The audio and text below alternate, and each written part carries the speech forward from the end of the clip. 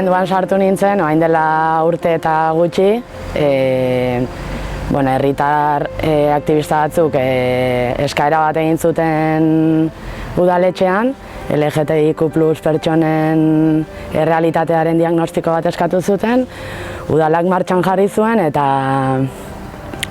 hor sortu zen mahaia eta hor da nire ibilbidearen hasiera. Eta ezakit asko suposatu du, ez? Hasteko hemen gaudenaren errekonozimendu bat, ez? Eta gero oso baliagarria izan da ere ezakit, belaunaldi ezberdinen arteko pertsonen artean transmisio hori emateko eta batez ere gure artean saretzeko beharra genulako, ez? Eta horregatik hasi nintzen ni pixka bat bide honetan, ez?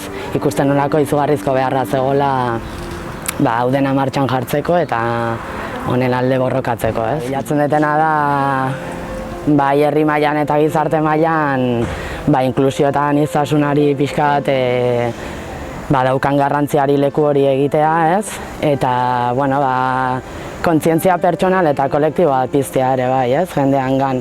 Azkenean, begiratzen duten begitan dago gakoa, ez? Guzti honen gakoa. Hombre, ezberdina dela nabaria da, baina uste dut oraindik lan asko daukagula egiteko, ez?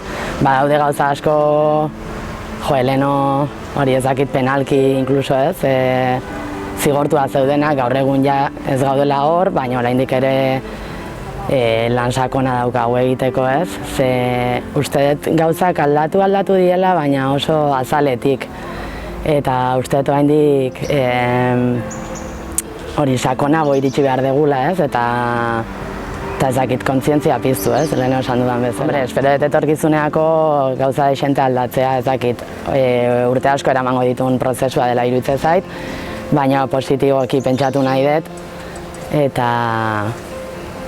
Eta hori, aniztasuna besarkatzen duen gizarte batekin amesten dut, ez?